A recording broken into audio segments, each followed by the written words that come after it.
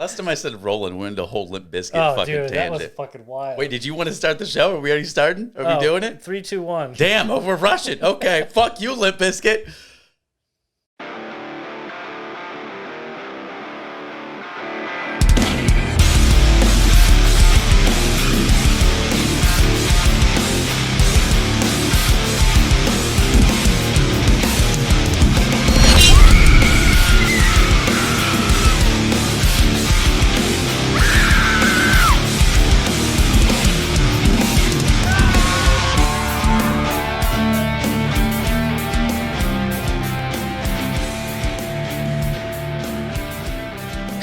All killers, welcome all you kings, scream queens, and everything in between. This is the Kings of Kill podcast. We're your hosts. My name's Zach. I'm Steven. And together we are the self-proclaimed Kings of Kill. What the hell is that? No clue, but it sounds awesome, doesn't it? Yeah. Doesn't it? Yes. Doesn't it? I love it. 5 out of 5. Rating already with the raise. Get started hot. Thank y'all so much for tuning into the Kings of Kill podcast. We appreciate you. Remember, head on over to kingsofkill.com where you can request your very own episode absolutely for free. And while you're there, do us a favor. Check out some merch. Get a sweet mug. Inside that mug, you can put some Hands and Tankerings, our video sponsor. A delicious cup of custom fire-roasted coffee. True. Delivered right to your door. That's Hands and Tankerings. HandsandTankerings.com. Kingsofkill.com is where you can request your very own episode. Thanks for tuning in, guys. We appreciate you. Today, usually... Welcome in. We get the door's open. Coming in, the water's fine. We're standing in a pool with electronics. It's great. What if we zoom out and we're just in a kiddie pool? We're actually in a kiddie pool. I got a rubber ducky just like underneath the desk ready to go. I'm not a strong swimmer, man. What? I'm not a strong swimmer. I'm Michael fucking Phelps. Maybe. I haven't swam in like 10 years, so I'm probably more like... If you took your hat off and you have a Sandlot. skull cap ready to go, I'd be so excited. We're really excited. Usually, we count kills and share scares. Today, we're sharing something very special. We have a very special guest in-house, the very talented novelist, writer, Mr. Tim Ahrens, author of The Dark Creatures, Book 1, and now Book 2 is out, The Grand Game. He's going to be in studio. We're so excited. He's not going to be in the studio. He's going to be on the phone. Wired into the studio. Same thing.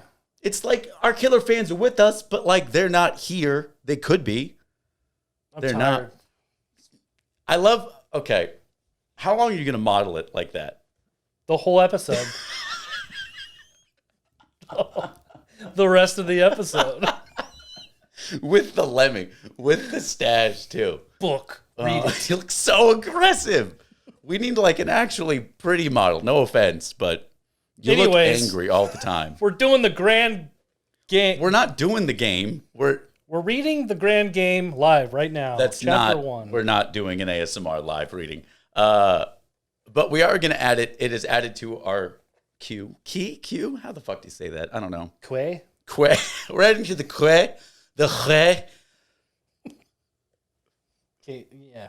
Okay. No, Steven's not reading it. Steven can barely read. I could read this. Luckily, I'm going to read this. there's not enough pictures. It's very interesting. You're looking at the bottom. Like It's about gods. Are you getting I the play nutrition Smite. facts? Smite is badass. You're all gods in the game. It says Janus right here. That's a good god in that game. Fuck off.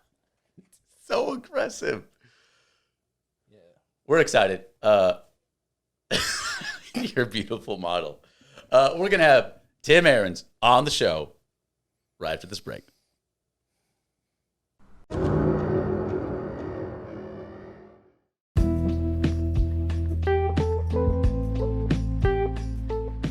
Please do us a huge favor. Keep us going strong. Head on over to kingsofkill.com today. Thanks, and enjoy the show.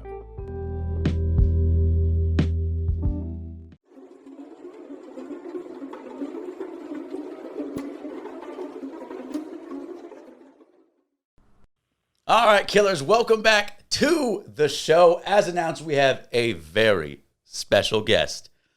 On the line, we have the very talented Mr. Tim Ahrens with his brand new book, Dark Creatures, Book 2, The Grand Game. Steven, zoom in on that for me. Zoom Zoom. I'm zooming. Tighter. Look at this. Okay, thank you. Want me to hold it? No, hold it. Model it. Look at those beautiful model hands. You're not even close. Zoom, damn it. Tim, how you doing? I'm doing well. Thank you guys for having me on your show. I definitely appreciate it. Our pleasure. Like we said, we are all about supporting killer content. We love creators. We love original art, and we're so happy to have you. You are our first novelist on the show, so we're very excited to have you on. The killer fans are very excited as well. They've been talking about you. So do us a quick favor, and if you could just announce to our killer fans a little bit about yourself. Yeah, my name is Tim Ahrens. I live in Wisconsin, right around Madison, Wisconsin. The book, the book is a 3-level book. It's got 3 plots going on at once. So the real world plot takes place in a town outside of Madison called Milton. It doesn't really exist. I kind of made that particular part of the book up. Let's see. I'm 57. I've been writing since I was 14 years old. I love all things fantasy and all things horror. I've got a huge, massive horror collection, anywhere from the Universal Monsters to, Night Gallery to Twilight Zone to all sorts of stuff like that. I'm also in love with anime, so I watch a lot of that too. I've been writing short stories and stuff, as I said, since I was young. That's awesome. And it is a pleasure. Okay. No, that's awesome. Hey, we got to give it up real quick for the love of all things horror. We love horror, and I think we're going to get along just fine. You said you started off when you were young. I think I read that you started off at like the young age of like 14 writing shorts. Is that correct? Yeah, I started out at 14. I didn't actually write short stories back then. I was actually very ambitious and started to write my own novel at 14, which, of course, I never finished because, oh, my God, it's awful. We've all been there, man. We've all been there trying to create something, a bit off a little project bigger than we could chew. But I still have the original novel, so if I ever get around to going back to revamping it, I can. But Interesting. Okay. So I believe I heard that in another interview that one of your passions is character creation. Could you tell us about your process and why that's so important for you? Oh, certainly. As far as I've been, as my experience goes, character creation, in my opinion, is the heart or the meat of any type of story. So I started with character creation back, as I said, back when I was about 14 or 15, back when I used to play with a group of people and we played Dungeons and Dragons. And being a game master, you have to create all sorts of characters like that. And the more alive you can bring your character, the more fascinating or interesting or in-depthly people read or will get into your work or your stuff. And, the group actually liked the stories I was telling, to the point where quite a few of them wanted me to write some of these down, which is what, of course, started me writing in the first place. Character creation, to me, it's easy now because I've done it forever. It takes time to develop your own style when you do that. But to tell budding writers or new writers that your first characters or whatever characters you create, they may not be the best, but you'll get better. Trust me, you always develop your own style, your own way of making it or designing it. What I usually do when I create a character is I just get into their skin. I start from the basics: who they are, where they live, where they work, how old they are, what their attitude is, what their the male or female, and then I put an attitude into them depending on the story I'm telling about them or that surrounds them, as to what situation or circumstance they've gotten into, how young they are, how they're reacting to that situation. So I build my characters usually to the point where you can ask me any question about them at all. I can tell you exactly what they'd think at any particular situation. I know them inside and out. And then when I start to write the story, then basically what I do is I take their perception of the world and I write about their perception of the world as everything's going on around them. So you have a first-person view, even though it's written in third person. I like that, and I like the how you conceptualize characters is so important. I'm me personally, Stevens might be checking out. I think he's actually reading your book as we speak. He's a little excited. Character development is very important Yeah, to me. yes, it is. Personally, I love to draw. I love to write. Nowhere near as good as you, sir. And I like to film. All dabbling, all playing around and stuff. Never quite brave enough to actually put anything out to the ether. Was it a challenge to actually professionally publish a full-size novel like with book 1 of Dark Creatures? Oh, it's always a challenge to self-publish. I actually had to go that route because back when I started writing, which was 79, 80, which is god awful long time ago. One of the few options you had was to go through the big publishers, and there's nothing wrong necessarily with doing that. It's just that what you're doing is you're applying your idea or your writing style to an editor, and it's not whether you're a good writer or it's an excellent story. The editor just decides whether he likes that story or not. I never really thought that was massively fair, personally. Not because the big publishers are a bad avenue. I'm not dishing anyone. It's just that you're applying your work to their standards. Right. When I heard or learned about self-publishing and how to do that, it took a lot of research, and I had a lot of other friends who were helping me research, believe it or not. And yeah, you have to be careful who you go through, what they're asking for, what they're offering for the money that they're asking for, because it can be really quite expensive to self-publish. But if you can find the right publisher that works well with you, that can give you the most benefit for the buck, I highly recommend self-publishing. You get your work out there. It's just the advertising is the hard part then. You have to make sure that you scream over all the other voices screaming out there. Yeah, it is a challenge. Like for us, we were contemplating like, hey, how can we get on the radio? Well, I was told no several times, so I'm like, I'm going to make a podcast. I'm like, hey, Steven, what are you doing might today? as well. Yeah. And again, it's doing some research, and the hardest part is getting your voice out there, being heard, and like you said, being louder than everyone. It is a challenge, but I'm glad you did it for 2 rounds, and I hear a 3rd round is on its way. Is that right? Oh, definitely. We've got a 3rd round to this plot. The Dark Creatures universe is only going to expand from these 3 books, but I had a design that with the current characters in the books, I'm probably going to only go with these first 3 books unless someone pushes me for a 4th or pays me for a 4th. Yeah, One or right, the other. right. So the premise to the Dark Creatures universe, as I understand, is there are gods that are trapped in another realm for pretty much all of eternity, and they're kind of playing with humans like pawns. Is that correct? That's correct. Think of it as one particular person I talked to thought of it. Think of it as a large chess game. Okay. All the gods that you can imagine or have heard about or have studied in school or knew that people have come up with are actually brought into living being through the masses, obviously. And then, of course, one god fades, another god comes up, or however you want to produce religion. Not that I'm, again, hitting on religion either. I'm not. It's just a premise. So all these gods have to have some place to go because they're all generally eternal. And they're no longer, when a force or a god that takes their place takes over, they're not going to want them leaning over their shoulders. So they're tucked away in another universe for eternity or until eternity ends. And they need something to do because otherwise they're just going to keep causing trouble or trying to escape. So the game Dark Creatures was designed as a turn-based game between those gods. They take turns playing it in order to alleviate their boredom, in order to give them something to do, keep them out of trouble. That of course causes trouble for everybody who is being played with. I can only imagine, yeah. But they don't really care about that. Steven's excited. I love this he's idea. literally starting your novel live on the show. I love this idea. It seems very elaborate, very complicated. When you're creating with these ideas, I've only played around with short stories. I tried to make a novel when I was a kid.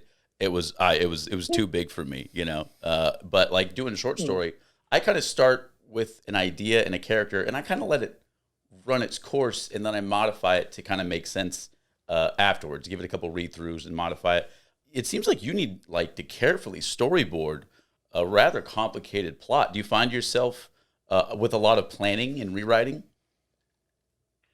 I don't have a lot of rewriting. I do have a lot of planning. I take a lot of extensive notes. I've got a whole notebook full of notes for names and stuff like that, so I don't, get in the middle of the novel and say, "Didn't I just call Frank Joe?" I bet. Yeah, I bet. Yeah. But otherwise, as far as outlines go, that's all in my head. I design that all in my imagination. I keep that all in the back of my head as I work. I don't like to write outlines down on paper because, as I like to mention, I tend to like to take the style of writing by the seat of my pants. It's like flying by the seat of your pants. I like it. So, so what I do is I'll design the plot, and I'll know where the beginning is, where the middle is, and where the end is. And then as I move forward, I kind of let the characters and the situations take me wherever they particularly want to go without going too far outside the lines of the beginning, middle, and the end. Because if you do that, then, of course, you're off into another book, and, oh, my God, you got all sorts of problems. Right. One of my most influential writers is Stephen King, and of course I can't help fanboying for him, But I remember he said in an interview that good ideas are the ones that stick around. Like he doesn't believe in long outlines to get to the story. He kind of likes to write with his heart and get some pages down a day. It sounds like you kind of do a similar thing. Like if it's a story that's sticking in your head that you're passionate about, it's going to go on the page. Yeah, I like to let people live the story. There are quite a few stuff I read growing up, since I used to do a lot of extensive reading when I was growing up. There's a lot of people who will present a story based on the situation, I guess. How would I put this? You don't get much of the character. You get a lot of the background, but you don't get a lot of the character that's going on inside the background. I'm the exact opposite. I'd rather have the character do all the motivative movements and then just show the reader what the character's seeing, because that way you're in the moment. Show don't tell. Yeah. If you like the fanboy about King, he did write something that I always took to heart. When I started reading, let's see, when did he write this? I think it was around the time he wrote The Stand, but I'm not sure. Mm-hmm. And he pointed out he had somebody asked him where he came up with his ideas for horror. Oh no, it was Salem's Lot. That's it. And he said that it was simple. All he did was ask himself what's under the bed. Interesting. He also said something very interesting in another interview where he said sometimes you have to kill your darlings, meaning if you even have a character you love or an idea you love or just the way something's worded so eloquently that it just sounds great, almost poetic, some prose you just have to get rid of because it doesn't fit. Have you found yourself making those hard decisions where you love something but it's just not working for the story? Oh yeah, I've wiped out whole pages of stuff because you've written it and and then of course you come back to it and went, oh my God, this sounds great, but where's it going? I've also had the reverse happen to me before too, though. Like in Dark Creatures, the simple game, I designed Augury and Lilica, which you guys will run into in the second book. But originally it was just Augury. She's a swordsman, and I'll get to her in a second, or if you want to know more about those characters inside. But and then Lilica was only supposed to be a side character. She only showed up to give the scene flavor. And when I had to gave the chapter to one of my proofreaders, that's the first thing out of their mouths was, "Who's this Lilica? You got to read more about her. How'd they meet? What's going on?" Well, I like how that naturally progressed. Yeah. So I ended up designing her in order to complement Augury because everyone seemed to love her so much. So. That's awesome. Hey, nothing wrong with fans loving your stuff. That's always a good sign. Give them more. Oh yeah, that's. So we had another artist on a while back, Mr. Sean Barbour. He has his own comic line. Shout out to Sean. Thanks for being on the show. He published himself, and it was a journey, and it takes time and effort. For creators that are younger, maybe aspiring writers, do you have any helpful tips, maybe to get their artwork out there, or even to finish their artwork? Well, to get your artwork out there, it takes work. Yeah. That's about all I could give for advice for that is try every method, every situation you can think of. Go to your radio stations if you're a writer and you want to get on cast. Go to every podcast. For instance, I get most of my publicity simply by cold calling. It's an old sales pitch name. By I simply go to places that I think might be interested in reviewing or having me on their show, and then I ask. So I'll Google the top 100 podcasts for horror, and then I'll go down the list. Nice. We made top 100. You guys were 17, believe it or not. Whoa. What's wrong with you guys? Why are you listening to these assholes? Well, Tim, Wow. we got to say, we're glad you reached out. Like, we're all about original content, and thank you so much for actually signing a copy of your work for us. That was very, very kind of you. We're as I always point out, you guys are doing me a favor. It's not me doing you a favor. You guys deserve all the credit for having me on, and I appreciate all the work you guys do to put in your podcast and actually just have me on. I really do appreciate it. You're kind, man. We're all about. We're just celebrating all things the love of horror and trying to get that content out. So, where can people find your first and second album? You can find them in a couple of different places. They're at Barnes & Noble and they're on Amazon. You can find them both there. You can go to my website, which is thedarkcreatures.com, all one word. And you can buy them directly off the website, or as I said, you could just get information on what the books are about, what the covers look like, what the artwork's like. The best part about my website is that there's a section in there that gives you examples of my writing style. So you'll have some of the short stories I've begun or I've actually begun and finished. That's fun. On the site. That'll give you an idea of what type of writing style I have. And then you can pretty much find them in almost any books, not in any books, or any website bookstore. I've been trying to get them into bookstores, but people are reluctant to order something if you can't take the book back. Right. Well, I don't know if you can't tell, but Stephen is our editor. He is lively using magic to put your links all over the screen right now. It might look a little bit ugly because he might have just started adding a lot of links, and I'm not sure exactly what he did. I was telling you to write that website down. It's recorded. Oh, yeah. We're recording this. All this equipment in the studio. Well, I have a question. All right. As a fellow D&D player, half elf, rogue, chaotic neutral, what did you play as a kid? I had a couple of different ones. I had a sorcerer. Actually, back then in the 80s, it was just a magic user. They didn't have all the other subclasses. Oh, so like version 1 I played or 2. that. Yeah, I played version 1, 2. I didn't like 3, so I didn't play that. Then we played 4 and 5. Okay. I still play occasionally. I touched 5. It's been about 5 years since I've played, but it's been a while. Yeah, 5 is as close to 1 as you can get while still adding content to it.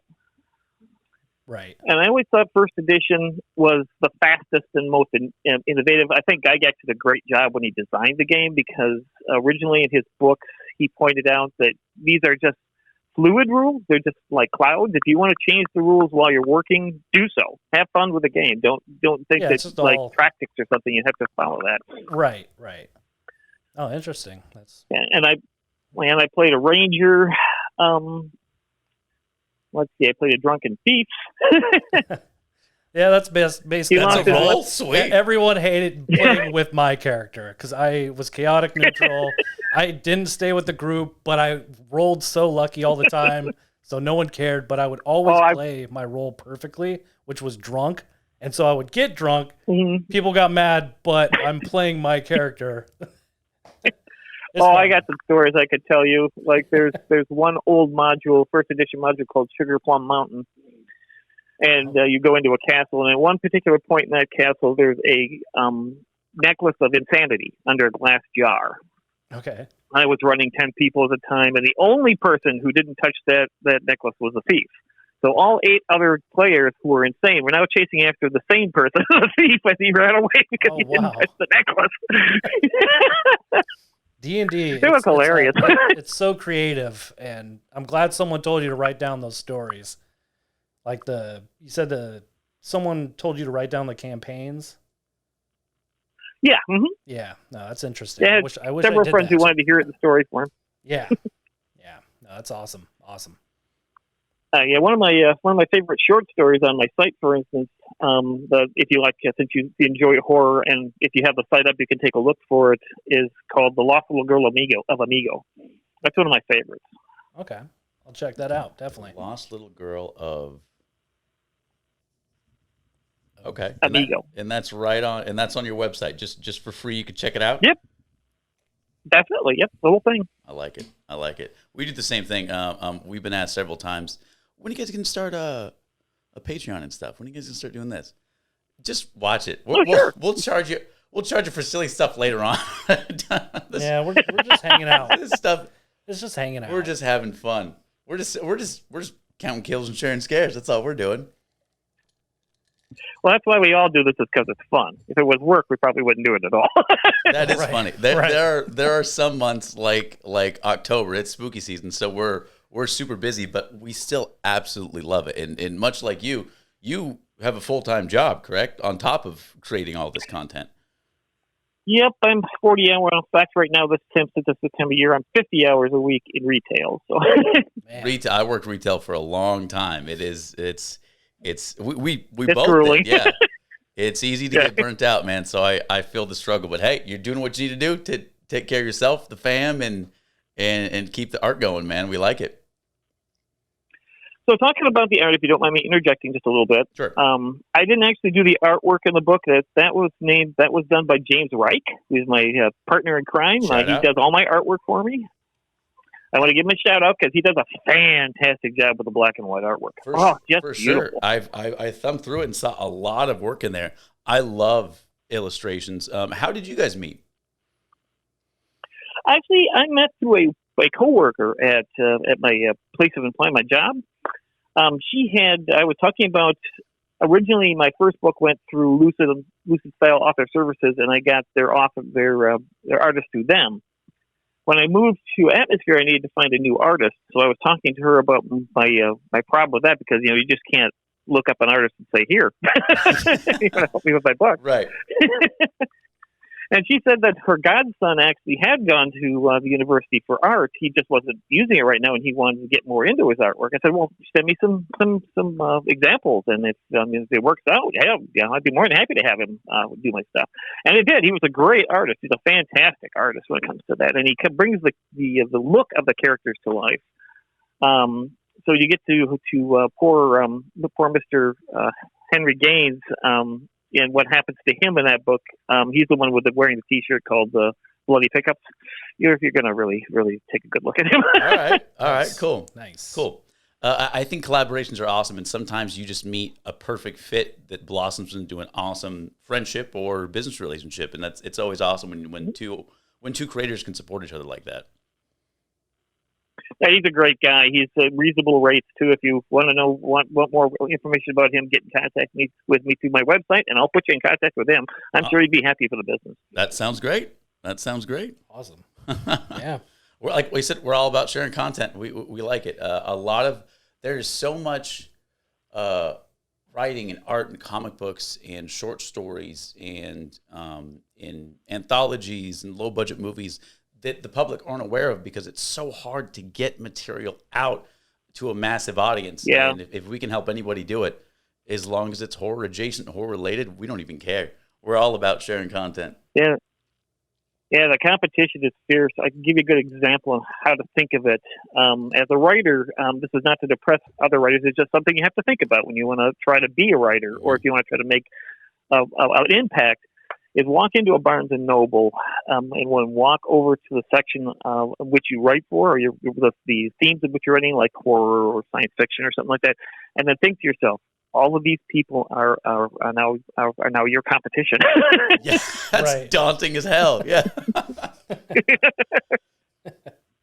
No, that's a good point. Yeah, there's just so much content out there that it is a struggle. But I think independent artists benefit in supporting each other.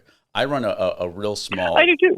I run a real small business, and I've reached out to other businesses for collaborations. And some people see the big picture and say, "Yeah, let's grow together." And some people are afraid to share a piece of the pie as if it's going to harm them. And I think people need to be a little less selfish with their work, and think of it for themselves. Like, you can grow with help, and it doesn't cost anything but reaching out and saying hi. Oh, definitely. I mean, there's nothing wrong with helping writers, or artists or anything like that. The community should always, reach out and help one another. The only caution I would ever make is if I were, say you were the same type of style I was writing in dark fantasy, or if you're writing horror, I would only counsel people that if you want help with writing, find yourself some solid proofreaders who you trust. Because if you go to another writer or something like that with all your ideas, I'm always a little nervous about doing that sort of thing until the book is finished, because those ideas can slip out to somebody else. Granted, and that's also, my own paranoia, though. That makes total sense. Makes sense. Especially if someone's quick and prolific, they could change a few names, rob something, and not necessarily steal it. But come on, we all know what's going on here. Also, I've noticed that sometimes family and friends, if you're trying to just ask for help as you're going, can be a little too sweet, too kind, and not tell you when you're going the wrong direction. Have you come across that? Yeah, I have. I've had some siblings read some work earlier on and such. And you don't really get much input. What you really need when you're writing a book is input. You don't need this sounds good, and I think this is wonderful. What you need is input. Somebody to say, but don't you think this guy is swearing a bit too much, or don't you think this is really offensive? We get that input a lot on the show. that kind of input does two things. Either if you didn't plan on having the character be offensive, you're trying to write a kid's book or something, that'll tell you to back off. Or on the other hand, if you did plan on doing that, it gives you a boost of confidence. That's exactly what I want. Exactly. That's made an impact. That is great advice. Great advice.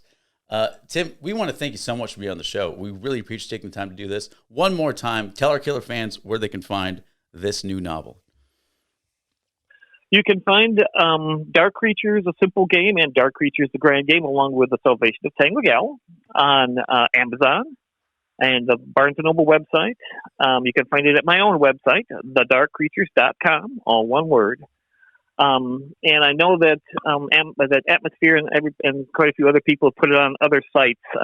If you're interested and have any sway with Bram Stoker Society, it's also up for a Bram Stoker Award. Hopefully I win. Very cool, my friend. Hell yeah. Whoa. Is that for the public to vote upon, or how does that work? I'm not sure how that works. I know that there are alumni in the Bram Stoker Society. I'm not sure if they have any pull or sway. The public can go into the site and find out. I'm not sure if it's a public vote or not. We might do a little research. We'll see. Yeah, definitely. I'll look that up. That's interesting. Well, Tim, I have read a little bit of your work. I think you're a strong writer. I love that you're character driven. I think not enough writers do that. Again, I think it's fun having something filled with action and terror. But if I don't like the people I'm reading about, I don't even give a shit. You know what I'm saying? So I love that that's your focus. I love that you're willing to give advice to younger or newer writers to the game, and I'm so glad to have you on the show. Steven gives a live rating of everything, Snickers bars, movies, whatever. How would you rate Tim Ahrens' interview, sir, live on the spot? I'm going to say we got a lot of information, so instantly 5 out of 5. 5 out of 5, a perfect score. That's the angels singing right there. We love it. It was actually pretty good. I mean, I don't know. I got a lot of information. We got some websites to look at. Bram Stoker Awards, never even heard of that, and that sounds awesome. Really? No, it's for a horror writer. It's a plus. Dark horror and horror writer is definitely a plus. Yeah, that's very cool. Well, congratulations for the nomination. I hope you win. Thank you so much. Don't be a stranger to the show. We like making friends here on the cast. Write to us anytime. You have the number of the show. Don't be a stranger, man. Thank you so much for being on. The killer fans are going to sign you out with a round of applause.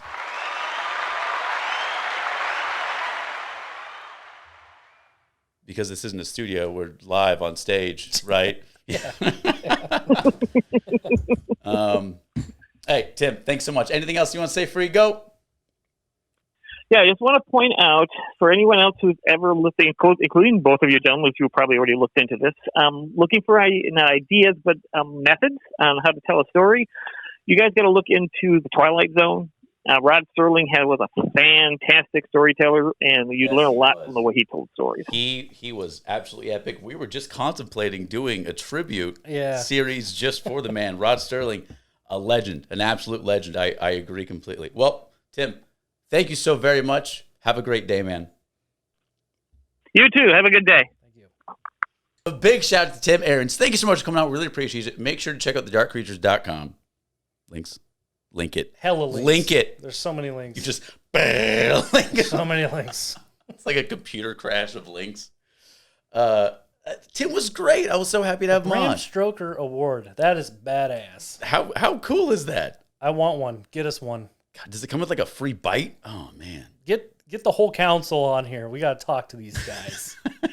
I need to know how to acquire one. Folks, other than writing. If you are a creator. So typically every single week, once a week, every Thursday, we drop brand new episodes, the reviews, and they're requested by you, our killer fans, which you can do for free at kingsofkill.com. It's super easy.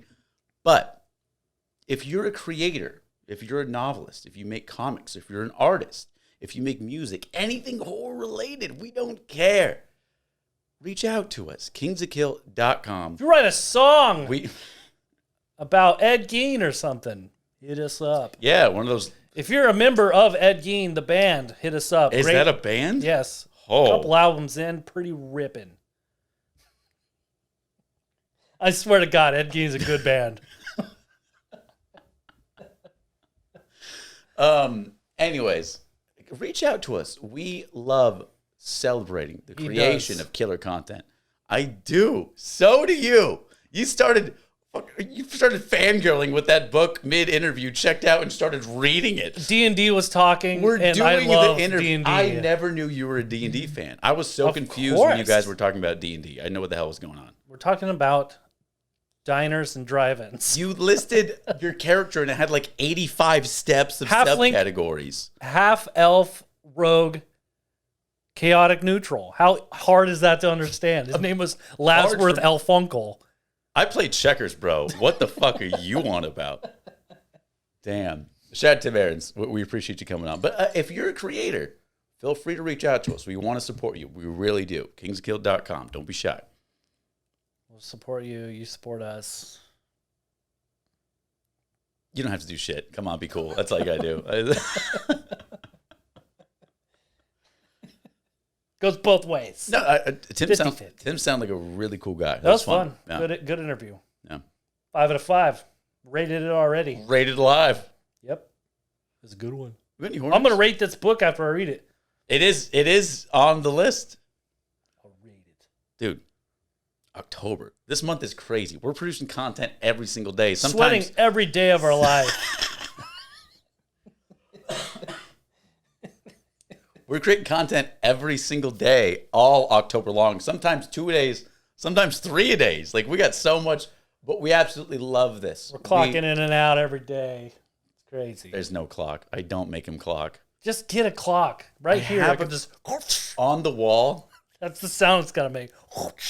Oh, like the actual, like, okay. Yeah, super loud, though. Mic it into this. Max volume. When I was working in the movie theater, it was a competition to who could get it perfect for, like, the whole month.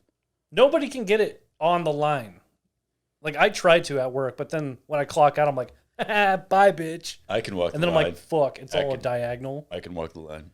Fuck Joaquin Phoenix in that movie. No, that's a good movie. That's actually a good movie. And never say fuck Johnny Cash. I will slap you in the mouth right now. The poor sink gets destroyed. Will you turn the haptic feedback off on your phone? It's vibrating the desk. Anyways. Everyone hates us who's listening.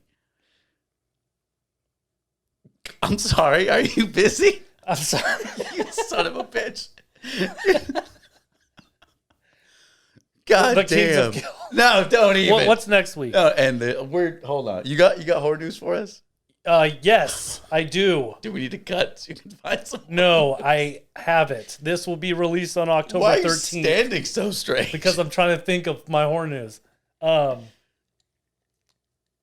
tomorrow, since this is released on Thursday, the 13th, tomorrow, the 14th, Halloween Ends is streaming on Peacock. How is this possible? Because it doesn't release. This is news. So it's not supposed to release till Friday, but it's pre-releasing on Wednesday. It's because theaters fully releasing on Thursday, then premiering on Friday, but it's streaming the day before Friday. Who fucking knows? What anymore? in the shit happens? When a Marvel movie comes out, they're like, pre-order tickets for Wednesday showing, but it's coming out Friday, but come over on Wednesday. We could watch it. You know what I mean? Like, I got it early. Fuck everyone else. Come over and watch it. So people can watch it on Wednesday. What did I just say? I don't know. A lot. You went back and forth. I like the pantomime of you flip-flopping back and forth. You know what I mean? Come over Wednesday. We'll watch it Friday. You're just in the concert. You just love lighters in the sky. But Halloween Ends ending on Friday. For 5 years. What you guys should definitely do, though, is check it out because for a Halloween special, crazy, we're doing a deep dive on Halloween Ends. It might be a cockfight. Already. Do you guys know, if you're new to the channel or the cast, whichever, a cockfight's when we disagree. We discovered accidentally the acronym for the show, Kings of Kill, is KOK. Not the best planning on our parts, but we're rolling with it. And sometimes we disagree a little bit on stuff, like, when I'm right and he's way wrong, and somehow The Village is good. when everyone votes for it on Twitter, he words it so like, hey, is Zach a big fat meanie and I'm innocent and he hit me? Is fucking Zach wrong, or am I right? That's or you want to roll with the big dog? Oh my God. Keep on rolling, baby. Do you want to wear big dog shirts for the rest of your life, or do you want to sip coffee? That's fucking dumb. Because I want to sip coffee. I don't want to wear a big dog shirt anymore. I almost choked to death. I'm out of air. Weird how the show has gone off the goddamn rails. What happened? Anyways, trivia. Yes, feed it. Sure. Feed it to me. All right, I'm going to baby bird you. What? Oh, yeah, we're doing, baby bird me. I'm good. All right, let's see what we got this week. What 2016 movie finds a group of thieves trapped inside a house they are trying to rob and discover the owner is not just a blind, helpless victim? Yes, you are right. Don't breathe. Oh, I wasn't talking about the movie. Yeah, it's a good movie. Don't breathe. You recommended me a movie the other day. Hell yes, I did. What's it called? Sissy. Yeah. So the first 30 to 45 minutes, I am dying. Inflated balloon fart through this room. Feel like when my older sister was a teenager, I was trapped in the middle of a slumber party, but chained. It was like you're in the air duct watching a sleepover. Because you're stuck and can't escape because I was too fat as a fucking kid. That's exactly what happened. But yeah, no, the first 30, 40 minutes, I was like, I don't know why I am watching this. Then it becomes mad. It becomes absolute banana sandwich crazy. Eye opener. Literally. Yeah, man. One of them came out there, bro. Dude, some of those kills. All of those kills. It's on Shudder. If you would like a full review of it, you know what to do. kingsofkill.com. It's easy. But I hated you at first, which always happens when you recommend something, because you do it because I hate it. I hate it too. And I hated half of it. And then it got awesome. No, I actually worth the payoff. Was serious about this recommendation. Which is rare. Yeah, because I've never even heard of it. Nobody even talked to me about it. I was just scrolling. On Shudder. I was scrolling through Shudder. And I had to watch Shudder a horror needs movie. to call you. They called me. Was like, Steven, can you watch Sissy? I'm like, who's Sissy? I'm not a babysitter. Mr. Like, Shudder calls you. Oh, okay, yeah, that's what happened. Yeah, so I watched it just randomly, and I had the reaction of like the girl's head falling off in Hereditary. I was like, what the fuck? It wasn't some of the kills. It wasn't quite there, my reaction, but I was so close, which is saying falling. Something. It was a rough fall. It was a rough fall. Don't spoil it. It doesn't cut. You watch The whole Midsummer cuts.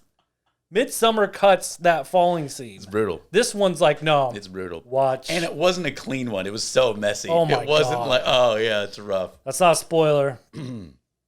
It could be a human or an Recommend animal. it. If you have Shudder, check it out. Sissy. Check it out for sure. Brand new. Yeah, it is. 2022. Brand new. Good job. Go watch it. Doing great. Yeah. Hey, congrats, bud. You made it through a whole episode without a womp. Unless you count Let's see what I can do. the intro. That did happen. I'm not sure if you're going to put it into the show. What, you I need a womp. looking to hit me? Someone give me a womp. I don't know why I'm looking. Producer, hey, Yeah? don't want me. Fucking Don't here. fucking want me. Hey, thank you guys so much for tuning in. Oh, next week. Smile. Oh, that's right. What order are these coming out? This is We're doing next a lot. week's Smile. Okay, next week we're doing Smile, but like the week after that. We already said it on Smile. Well, the week after that. Guys, we're really busy this Halloween. We're doing a lot. We love the content. Keep it coming. Smile's next week. Stay tuned. Eventually, That's all we need to fucking this say. week, we're doing something else. What are we doing? Hellraiser. Oh, fuck. The brand Whoa. new version. Okay, I'm in. When's that come out? Don't even tell me, because this comes out like in a week. We're so confused. Guys, we're working so Fuck. hard. We don't know what to do. If we're a little confused. We apologize. We're usually better at keeping order. No, I'm we're not. confused. You're confused. You're confused. Whatever. You want myself. I'm sorry. It's for me. Give a win to Steven. Did you just maestro that? Or smoke it away? What is you Smoke the womps away. Add in some smoke, please. If you could put some da-da-da-da-da right fucking Dude, smoke there. womps every day. Oh, God. We're done. We can't do anymore. Hey, shout out to Tim Ahrens. Check out his new book, Dark Creatures, Book 2. The Grand Game. Available at thedarkcreatures.com. Thanks, Or Tim, in my on the hand. show. Or just take it from Steven's hand. Take this shit Come from in, me. bitch slap him, take that book. I'm Steven. Steven's done with the show. We're doing the outro. My name's Zach. Thank you guys so much. Thank you, Killers, for tuning in. The Kings of Kill. The first time you try to lead the outro and you just hold the noise in your mouth for 8 minutes. Thanks, Killers. Drinks on me. I mean on Zach. God damn it. Get the hell out of here. It's my-